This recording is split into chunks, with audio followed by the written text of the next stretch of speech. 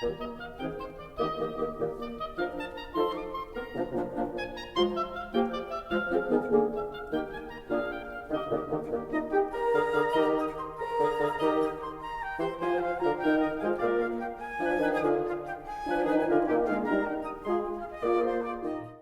welcome to the Meeting 10, an ongoing series on the work of Stan Tenen. Before we get started, I'd like to introduce our usual cast of characters, Michael Andron, Daniel Gill, and Levana Tenen.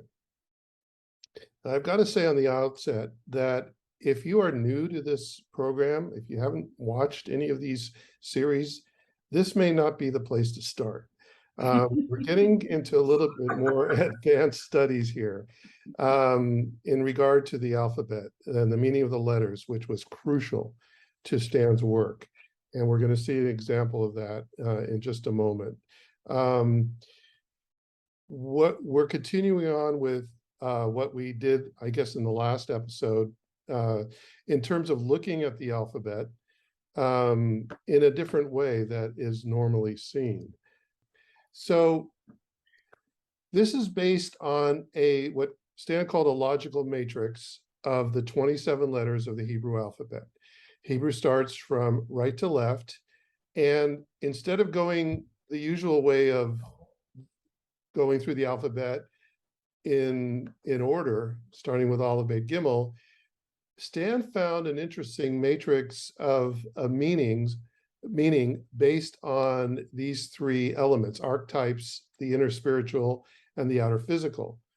The fact that there's 27 letters, 3 levels of 9, allowed him to take, instead of looking at the rows, we're looking at the columns, starting with Aleph on the right.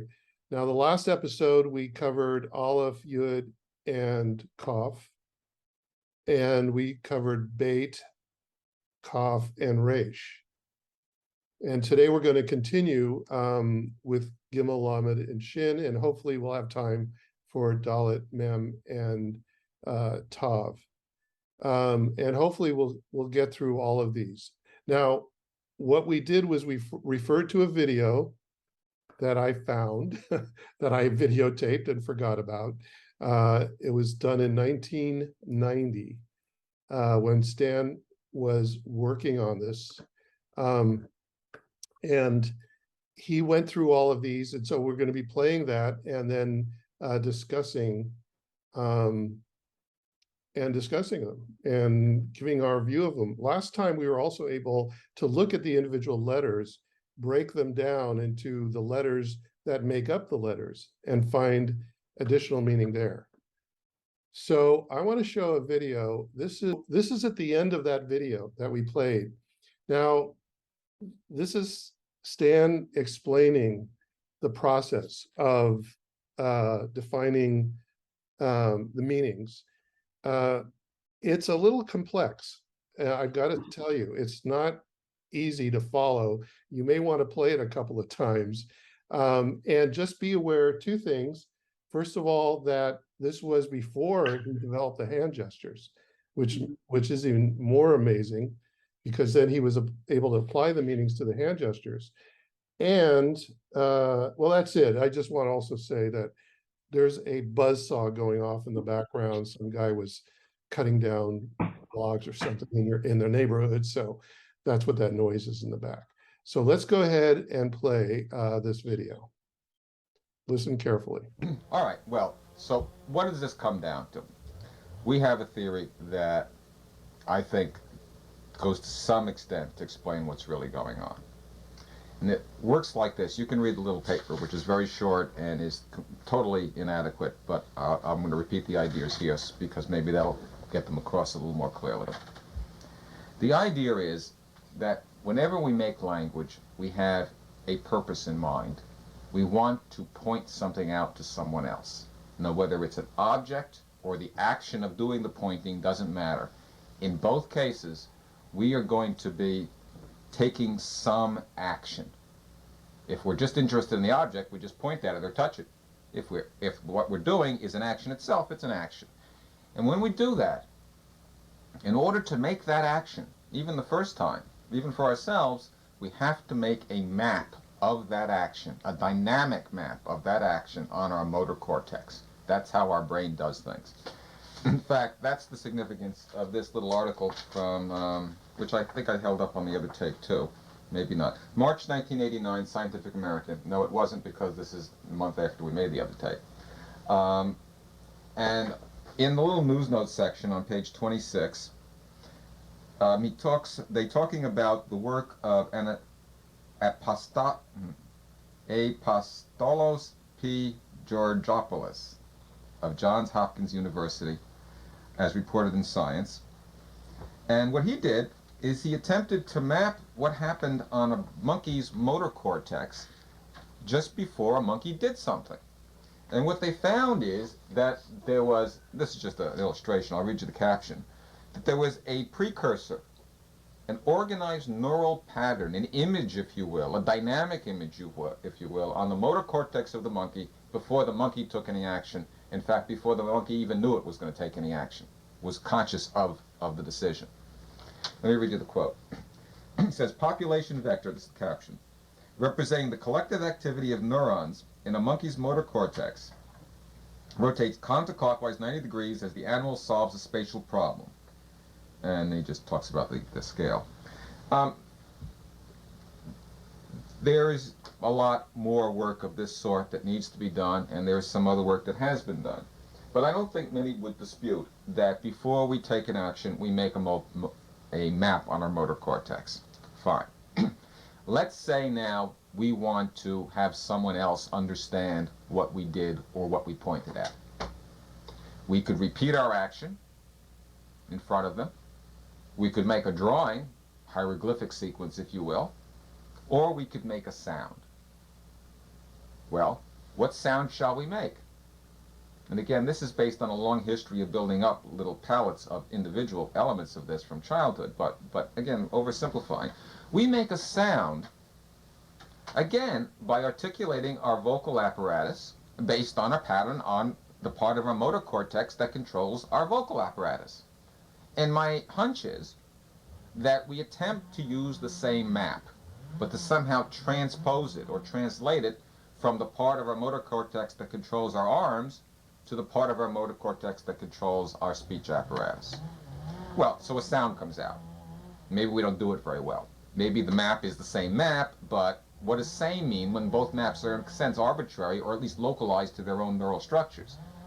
So what happens is we make a sound and we hear the sound.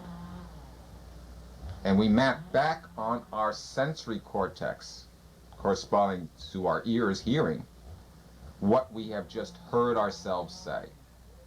And we compare those three maps, primarily the final sensory map with the initial motor map. And when those maps line up, then we think we've made the right sound. Now, but that could be any sound. I mean, after all, I didn't, what specifies the particular sound? Nothing even specifies the particular map. But one thing happens when we make the comparison. We have made a self-referential loop. And that comparison process from motor cortex to sensory cortex forms a toroidal loop. And the letters are the elements of that loop and the elements of the map that the loop is comparing to itself. And that's what the Hebrew and sacred letters are. They're the elements of the meditation that surrounds the making of language or any other part of consciousness. The natural elements of the four-dimensional world that we model our thoughts, our spiritual reality in, opening to perhaps higher dimensions as well. And that's the idea. This is not a causal link. The reason why certain names, phrases, modern, made-up words fit the pattern is because they resonate with this envelope. They naturally fit into this flow, into this feedback system. And in a given cultural system, with given context, similar sounds develop. Phonetics are related. There are probably stronger relationships based on additional feedback characteristics and other natural connections. After all, we build these from childhood, from primary distinctions. So there may be greater commonality than I indicated in just this envelope idea. There's also going to be great diversity, because even if you do the same thing, two different people in different cultures will do the same thing in a different way. Slight different nuance.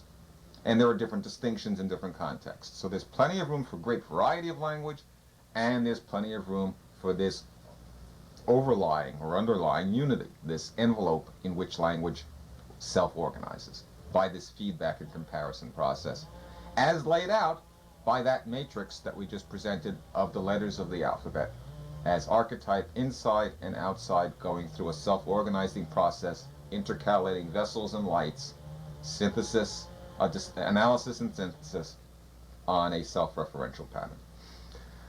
All right. Thank you. Wow, that's Yeah. That's amazing. Yeah, really that's important. amazing. Yeah. Wow. I Thank know. you. It's just amazing that, and that was before the hand gestures. That's what's so amazing about it. Yeah. Actually, he was working on them, but he was exploring the idea. He had not settled on anything. I mean, that took another year. Yeah, But I can tell if you take a look at Wow. the gestures that he's making at the very beginning of that clip, he's already got the hand model in his hand. He's already doing right. that, Yeah.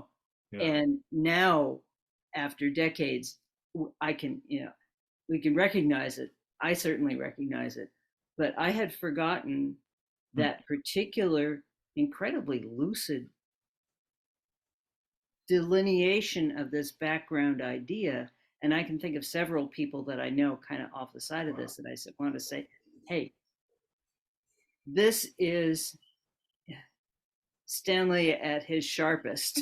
And Wow. it just completely delineating an idea that underlies everything that we did since, That's right. but it's an extraordinary expression of it. I mean, I'm impressed, okay? Yeah, I no. lived with the guy for 50 years. I'm impressed. And I had totally forgotten this. I mean, I as too. I was just watched this. I said, "Whoa!" I'm sitting there videotape. I had no clue what he was talking about.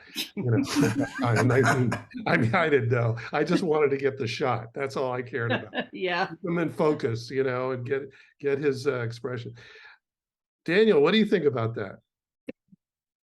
Excuse me. Yeah, that's amazing. I was just thinking like, wow, what a clear mind. I mean, amazing. And I just, it's so amazing to have known him. I happen to have just like, I'm trying to go through Rabbi David Ben Zimra's famous Kabbalistic book called Magen David, or the Shield of David. And I happen to be on the letter Gimmel. I'm just kind of starting, but there's a place in here that I have to share with you, because this is it's not a direct reference, but it's definitely, this is a pretty solid reference, and the way he explains it relates to what Shefatal says, which is that the reciprocal spiral, the book Shefatal, the reciprocal spiral is the shape of the Sfirot, right? So meaning the reciprocal spiral, the hand model, that spiral that goes and gets more and more and more towards the center. The more it goes, the more it curves. Mm-hmm. That spiral, which is the three-dimensional model, is the hand model. Is the Shefatal says is the shape of the Sfirot. Now, what's fascinating about that is the concept of how to lay out the Hebrew letters. He lays them out the same way. But what's amazing, and we also saw like in the last time, there's seemed to be a connection between these ideas and the Sfirot and how the Sfirot are structured, which is unbelievable. Now David Ben Zimra lays out several things, which is that the process of the Sfirot themselves is this concept of the three levels. Right, he lays it out, and so he has an example. He says, "Bina." I mean, I'm like loosely translating it into kind of modern thought, but it's not far-fetched at all what I'm saying. This would be how I would teach it if I was teaching this book. After going over the actual text, he says that there's a big idea which expresses itself in the sphere of Bina, of understanding. That's the big idea. So, like usually you think. Chachma, wisdom is kind of the higher, bigger idea. But it's interesting. Wisdom is almost like pre that. It's like right before that. It's almost exactly what Stan is talking about. It's deeper than, but the expression, the first understanding, you're walking along and you're meditating or you're doing whatever, and all of a sudden you go, oh my God, that's an amazing idea, right? That's Bina. That's called understanding. And the sphere, and then it works itself out the next level in Gevura, right? And that's the next level. And that's he calls it the Masa Matan, the give and take. You're trying to figure it out. What is that big idea? You're trying to make it real, right? And the very end is what he calls the policeman, meaning, you've done the manuscript, you've worked like mad, you got the whole thing down, and then you're looking at the notation going, oh my God, and you've got to get the little the little nitty gritty details correct. So it's this three, again, archetypal, spiritual, and then like absolutely practical, physical. And so he's mapping out the way that the Sphirot work is, again, now, and what's interesting is in the previous paragraph, I'll just read it because it's mind-blowing. He says, I'll translate it. He's talking about the vision of Ezekiel. And he says, let's see, every one of them, he's talking about some type of angel or well, I'm not sure what even that means, but he's talking about an angel, a different kind of angel, the four-faced angel, which is actually 16 faces because each face is 4. So, yeah. So, right. That's the famous vision. It's the person, the lion, the ox, and the eagle. Ox. I think. Yeah, the ox and the eagle. Yeah. So he says every one of them is made up of 10. In the secret, every one of them is made up actually of 10. Every one of these beings is made up of 10. In the secret of Ik, Aleph, Yud, Kuf. Aleph, Yud, Kuf. Right? And that is the 100 forces that are within 10. And everything returns to be one. I'm just reading what, and then listen to this. He quotes Ezekiel, he says, and they will become one in your hand. Right? And this is the secret of a tenth from a tenth. Right, a tenth and a tenth of a tenth, which is 1 out of 100. And you should know this, he says, V'da'ehu, you should really look into this. So he's making a connection here between Ik, whatever that is, and we know what that is because that comes out later with Shefatal, right? Not that much longer after, about 100, like I think maybe 100 years after this, maybe not quite that much. Is how the Aleph Beit is laid out. What's interesting is if one of the things is that the system of 9 levels of 3, 3 levels of 9, and then 9 levels of 3, and then you can also follow it linearly from Aleph all the way through to the end, and it works. But the thing is, and this the Shefatal discusses in detail, is the turn is the interesting part, either going up or down, right? There is no 10. There's meaning 9. It's the in between levels of 9 is a 10, is the 10th. And so there's a turn that happens, right? So I'm not quite sure what he's referring to, but I'm very confident that he's referencing this concept of these 3 levels as being integral to the Sphirot, and he is also mentioning them in relation to the hand.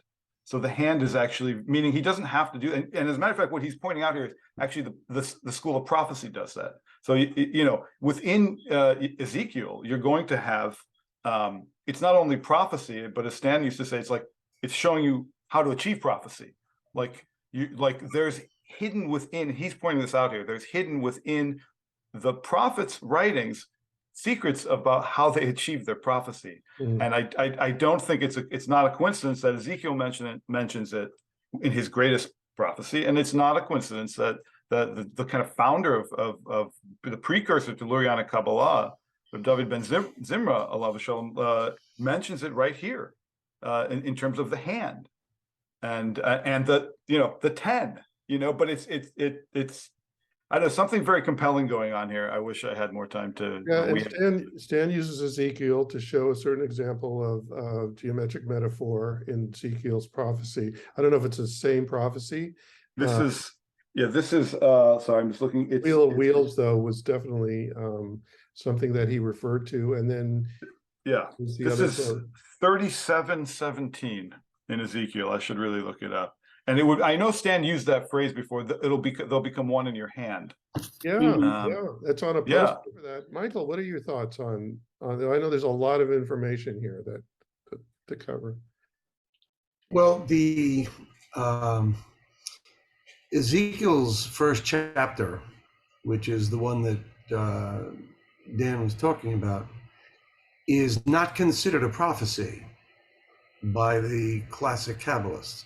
It's considered the methodology for achieving prophecy. Oh, The first beginning of the prophecy begins with the second chapter. Ezekiel was living at the very end of the age. It was the Babylonian exile. Everything was imminent. They were about to get thrown out of the land of Israel. And he wanted to make sure that we could still achieve it. So in coded form, as everything here is in coded form, he wrote down all of the steps that they studied, the schools of prophecy that existed in the land of Israel at the time, because there were many schools that taught different methodologies, but he put down the classic technique. R.A. Kaplan, in several of his books, talks through that.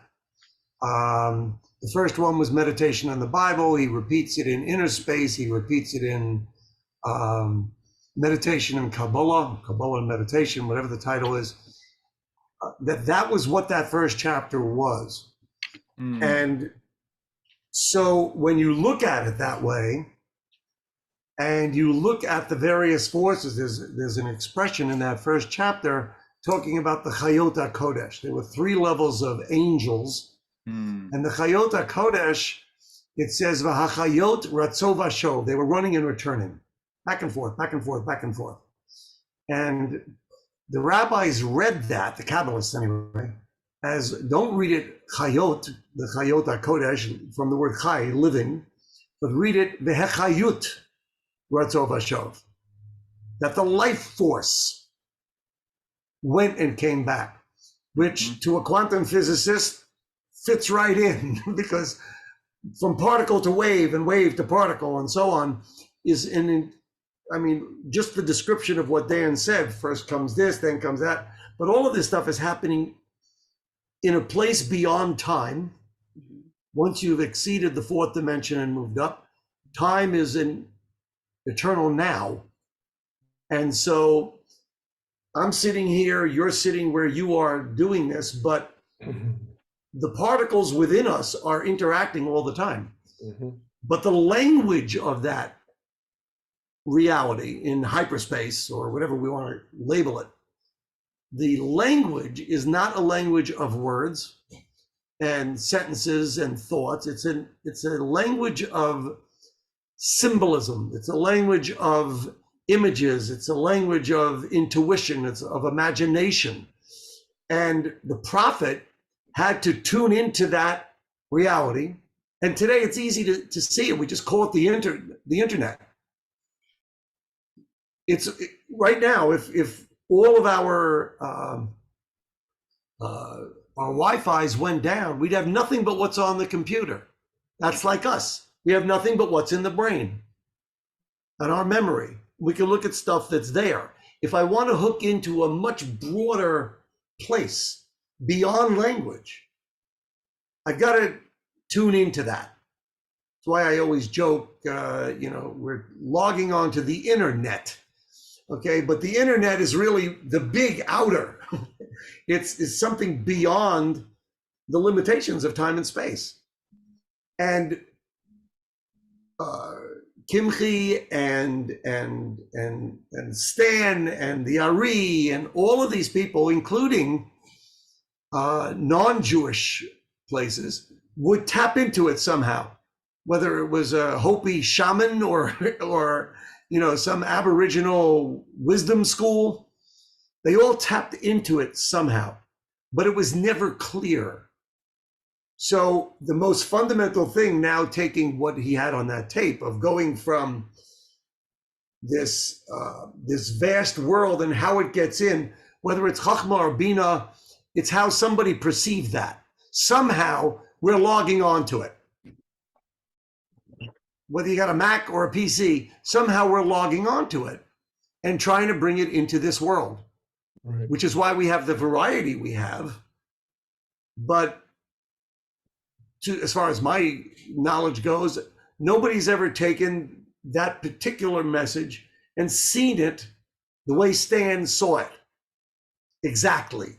Right. But they were all talking about the same thing, except he focused on where his brilliance was in this kind of representation and went down to a core connection.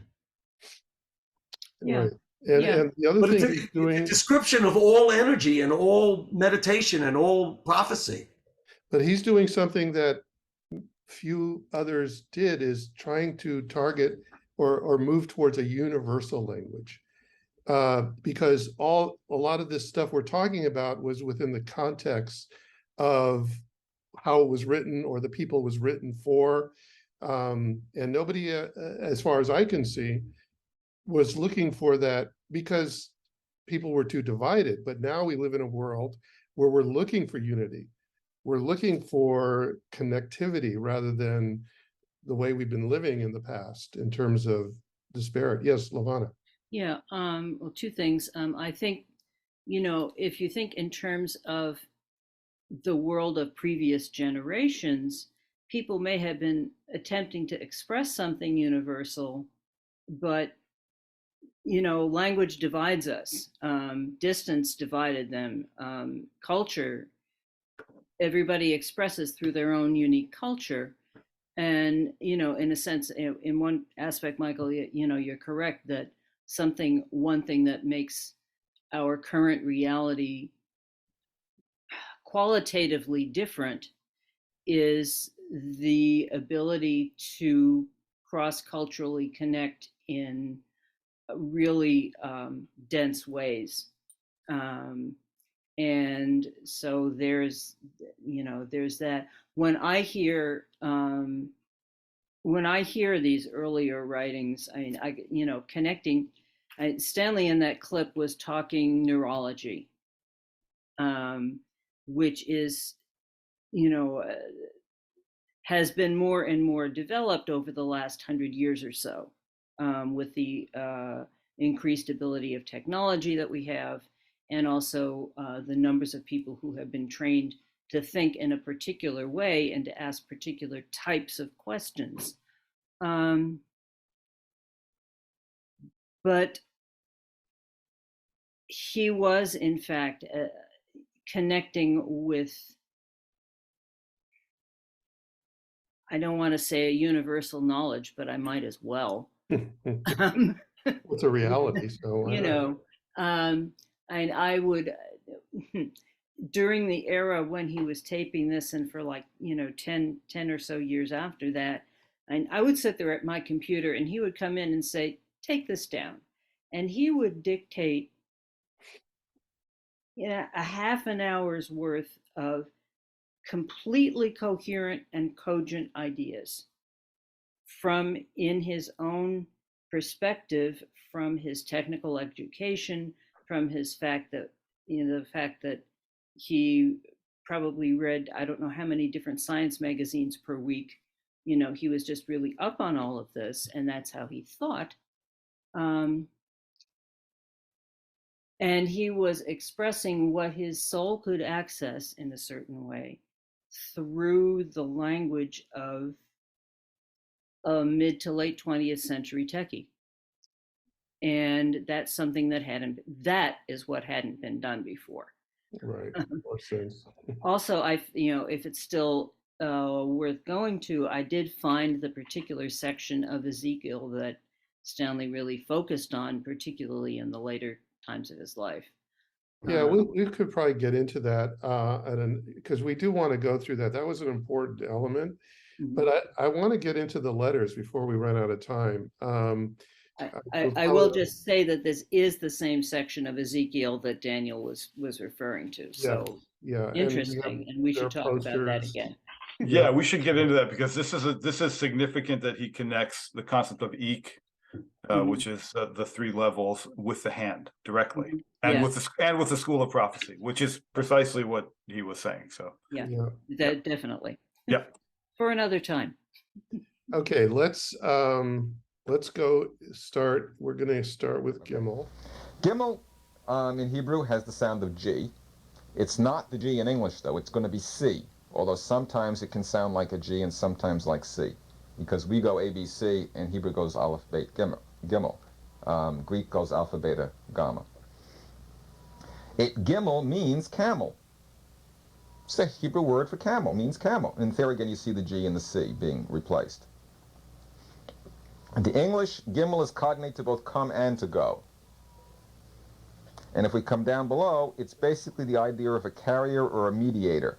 I identify it with light as the mediator itself, or the speed of light. We designate it as c in English, in modern usage.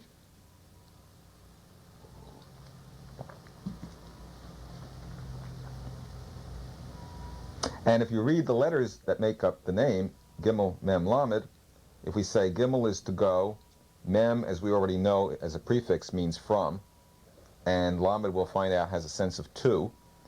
Go, from, to. That's exactly what a camel does. Now, next level is going to be our Lamed. And again, if Gimmel is a carrier in general, is a light, is the connector, is the mediator, then Lamed is to carry the light inside, is the inner light, the flame, inner consciousness, to teach, to study, to learn. In fact, the word Hebrew in Hebrew, Lamed, means to learn, to study, or to teach. And as a prefix, the letter L, the letter Lamed, means to go towards or to something. And therefore, in English, its cognate is L. The best match I could find was the sense of loomed, although I don't like the use of a D at the end because it's a past tense and it's kind of spurious with Lamed. But the sense of Lamed is as an inner link. It is luminous, it blooms, it's an inner flame, an inner light, lift, link, look into, reach into. It also gives a sense of the female line of descent from within a womb to within a womb to within a womb, a continuous chain of learning, a flame within. And of course, light and flame has this sense of motion, which is their primary quality, which is what we're going to find out that this really represents. Shin, in Hebrew, it's pronounced SH or S, so it's either be Shin or Seen, means a tooth. It can be, as prefix could mean that, a tooth, a notch. It also has a few other senses. Well, I'll just leave it at that. Its cognate in English is S. The cognate, the operational cognate to the Hebrew word Shin is our word shine, or sun, or sin. The external luster, the external aura, the outer glow, the attractor, the physical attractor. And the reason it refers to a tooth is because it's a smile. It's a toothy grin. It's the outer luster. And that's the connection. It also is a notch. When you look at the model of the sun, you get this trifolium form in his threefold. And so Shin also can refer to 3 or to 6 and to a tooth or a notch. Outward attractiveness, the shine of something. If you put the 3 together, where's my together chart?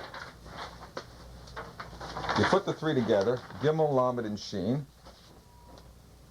you spell glass, which is slippery. This is the principle of action, of light, and it's a connector. If you look at all the cognates, I'll just read them off the chart. Gimmel, Lamed, Shin in Hebrew means to slide, to ski, to overflow, to boil over, to run over. And like I said, it's cognate to our word glass or glaze, slippery, slidey, lighty things. There isn't any Gimmel, Shin, Lamed. Lamed, Gimmel, Shin is a bird, a larch, a tree, I guess. I don't know what that is. Anyhow, the other one that is important is Shin, Lamed, Gimmel in Hebrew, Shelag, I believe, which means snow. It's slick, is its English cognate. And all of these have the sense of action or motion or bridging, light, mediation, the principle of bridging itself, the principle of action. Maybe they correlate with the quantum of action. I'm not sure if that's appropriate. Okay. By the way, those English counterparts do not work with all levels. I checked that. That was a unique kind of coincidence where he was able to pull glass out of that. So don't try to go looking for all the English equivalents. You might find a few, but there aren't too many. So those are pretty good letters. We all love the letters. And the other thing I wanted to say, every time I see a lamed, I think it's one of the most elegant letters in the Hebrew alphabet, the way it's shaped. And if I suggest, and this is something I did, I haven't done it for a while. If you want to learn the letters of the alphabet, draw them out. Do a kind of an outline and then fill them in. You just get the feeling of the letter when you start drawing and playing with it on that level. So any comments on those three letters or the relationship? Yeah, Michael.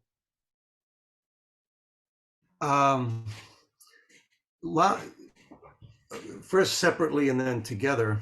Lamed is the only letter in the Hebrew alphabet, in the printed Hebrew alphabet, that goes above the line.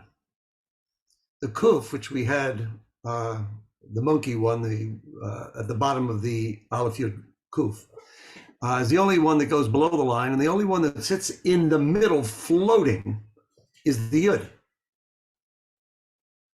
When you look at the word, the Shin now, and then I'm going to put them together, the Shin, if you rotate it, whether it's got one in the middle and a triangle down, or two, which is the way it appears on the phylacteries, on the tefillin, on one side and the other side three, which is a whole separate story. If you spin it, if you put it from 2 dimensions into 3 dimensions, you have a funnel.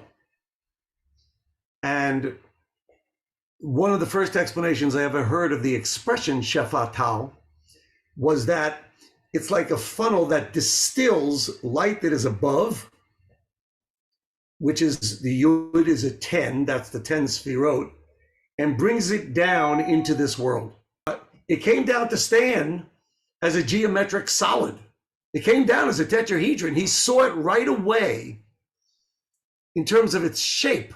Before it had a word, it was a shape, it was a gesture, it came down into a solid, a sacred geometric shape from out there, but it had to be distilled down because our brain can't think up there. I mean, it's a wonderful set of letters when put together that way. Lavana. Yeah, I will say, just a brief comment that just in terms of geometric figures, that the way Stanley was putting it, much more recently than this video, was to make the point that in a sense geometry is what we have in common because we all live here. We live in geometry. Every living creature in on this earth, in this universe, whatever, lives within geometry. And so, and he thought of that phrase in the context of trying to reassure people who are frightened of math, and they think of geometry as math. But if you think of geometry as architecture or what you live in, or just the shapes that we deal with every day, like a funnel,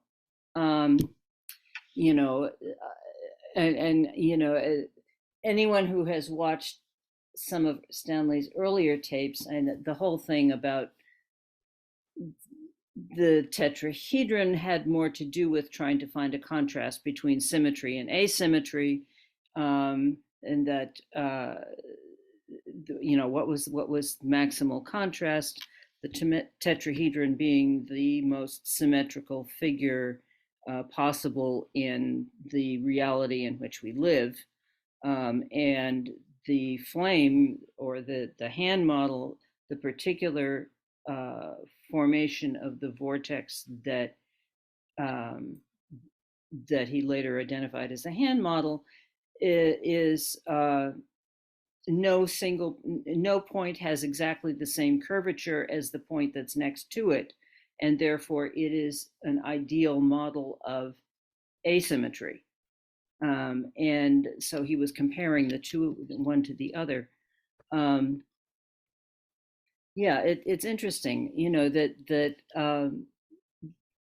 seeing all of these different perspectives and approaches to examining the letters and examining the words. You know, what Michael just came up with is a different approach than Stanley was doing, particularly at the time of this video. And yet, you know, there is a symmetry there, and that people can learn from it, which is something that I always appreciate. Let's see these three letters in hand gestures. So the Gimmel is up here. Is that correct? It's like right in front of you. Yeah, Daniel has it. It's like this. Yeah. I don't have Stan doing it. I didn't cue that up. I can play that and cut that in. Lamed is here. This is Gimmel, And then Lamed, yeah, and Shin. Shin, yeah, it's like this, yeah. Yeah, let me get rid of this. Yeah. Shin is back, is like here. Yeah. So let's see all three. Okay. Gimmel, Lamed, Shin. Yeah. I wish we had Adele with us this week. Yeah. Gimmel. Michael, think of your hand. Yeah, like this. Yeah. Always picture the hand model on your hand, even if you don't actually have one. Gimmel, Lamed, Shin. He always thought of the Lamed as reflecting the light back into your eyes. Right. Yeah. Interesting. Yeah.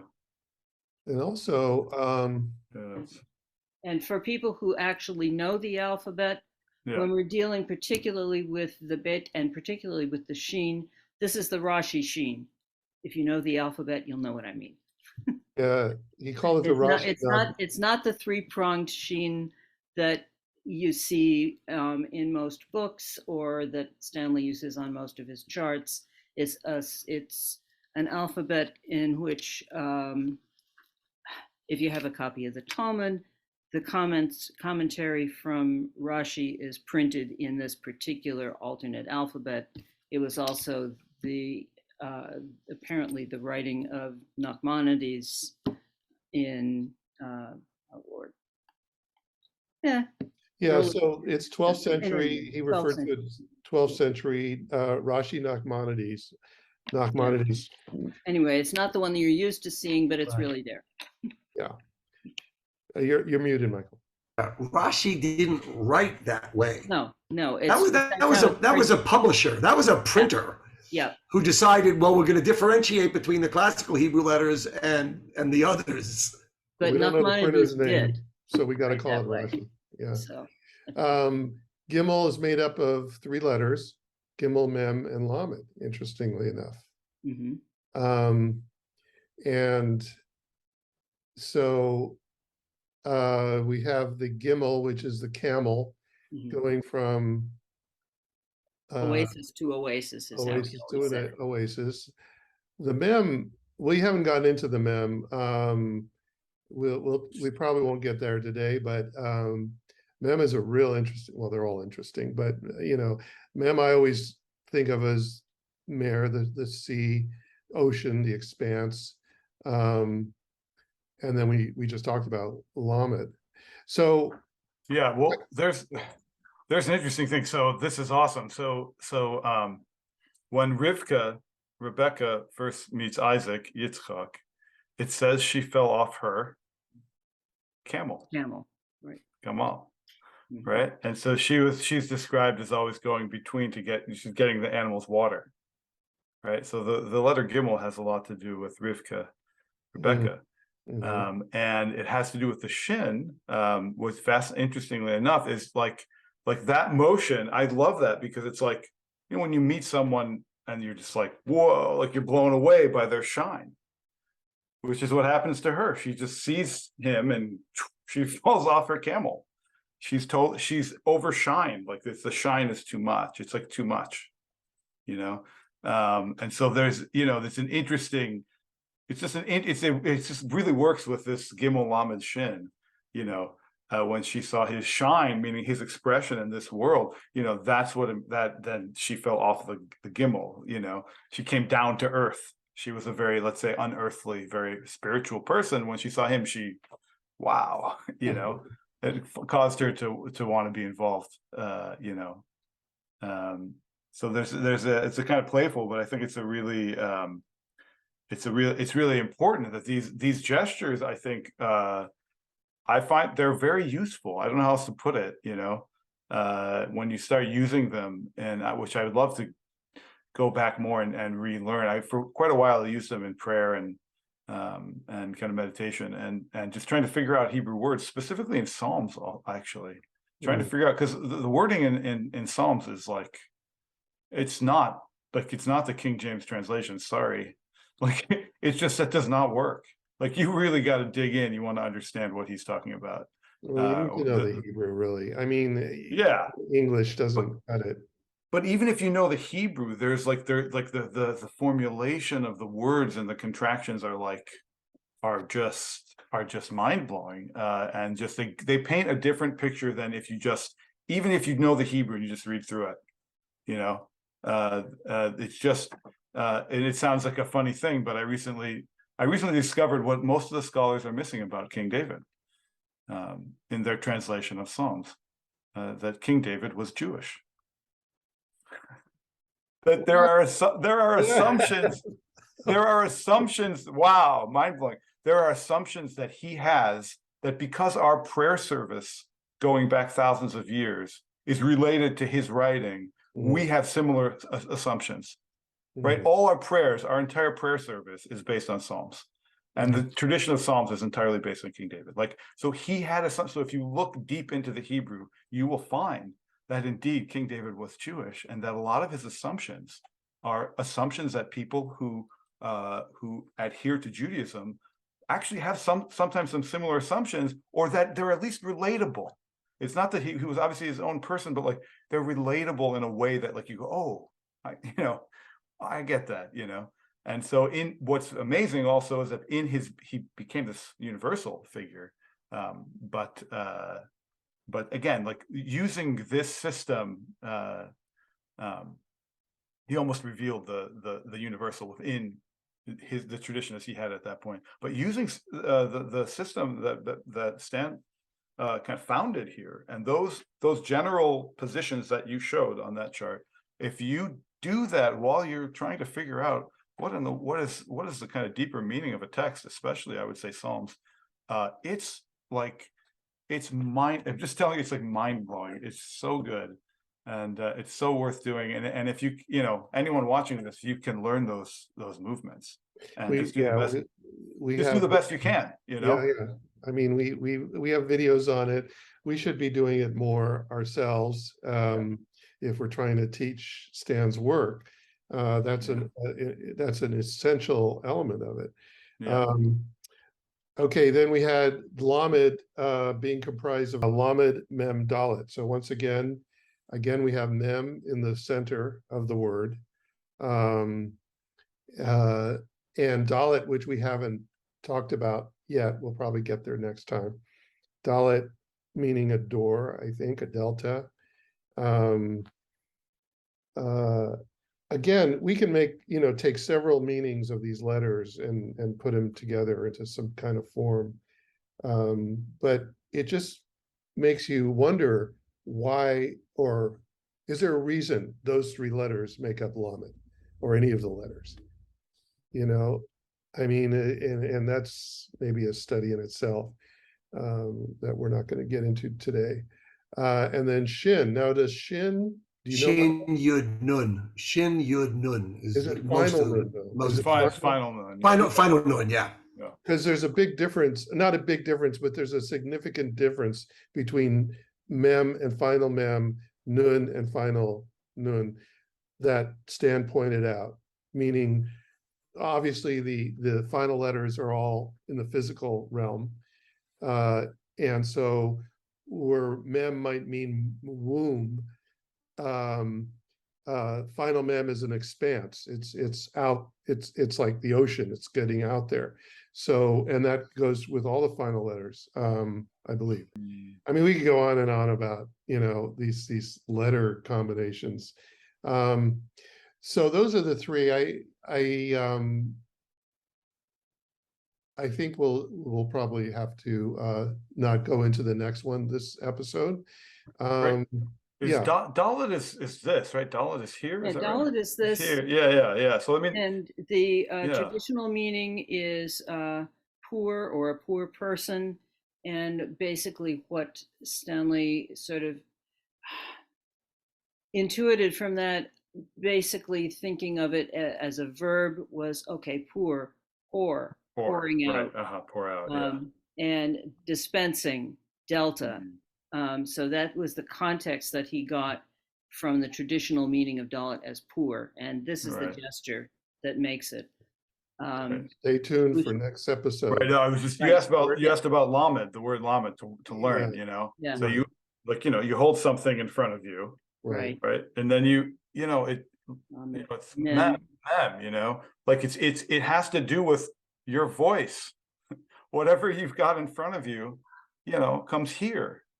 And then as simple as this is pouring. It's also I'm hugging a bunch of people. I'm giving, right? It's also, look how strong I am.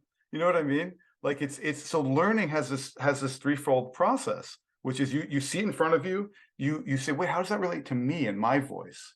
Right. And then you share it, you pour it out, And I will point out that that's exactly the transition that we saw Stanley talking about in the very beginning of the tape. Wow. That because he was talking about that that basically to learn something, there's this idea, but you have to both articulate it, speak it, you have to connect it with your own body, Right. both in terms of visualization and in terms of just physically. One way to test whether you've written something well is to read it aloud to yourself. Right. Yeah. And then you just go back if something is wrong, and immediately if you've made Right. if there's something that needs to be improved, and then you can teach it. Right. Yeah, that's great. Wow, that's amazing. So Wow. that's exactly where Stanley was. Wow. Back in 1990 at the beginning of that video that Bill Wow. started this episode with. Wow, that's mind blowing. So Yeah, it is. I agree. Wow. I can't provide you folks with a link to that chart, but I'm going to put it up right now. We're looking at the three levels. It was also, I put it up at the beginning. All I can do right now, folks, is invite you to take either a screenshot or get your cameras out, your phones, and take a shot of that chart, because I think it's helpful to be able to refer to it, because we're going to be continuing it on, and it's a great source of study. There's so much more, and obviously in the book there's tons of this stuff. I mean, really, if you really want to get a handle on this, you got to get the book. And here it is, the alphabet that changed the world. You can order it on meru.org website. It'll take you to a link to Amazon, but I think Meru gets credit if they order it through the website. Is that correct, Milana? Yeah, or you can go to tatctw.com. That's the alphabet that changed the world.com, and that's the actual page. It's got some information on the book. It's got some comments made by scholars from when we first published it, and it's got the link to Amazon, and they contribute a small amount of money, very small, but it's It's nice. whatever. Yeah. So we have that, and obviously the videos, but really the book is essential in terms of understanding what we're talking about. Plus, then you have all the references right there in front of you. So highly recommend getting the book. Next time we'll continue on this path that we're on, because we really enjoy it and we love talking about the alphabet. So I hope you'll be able to join us next time. But for now, have a great week, and we'll see you guys next time. Bye-bye.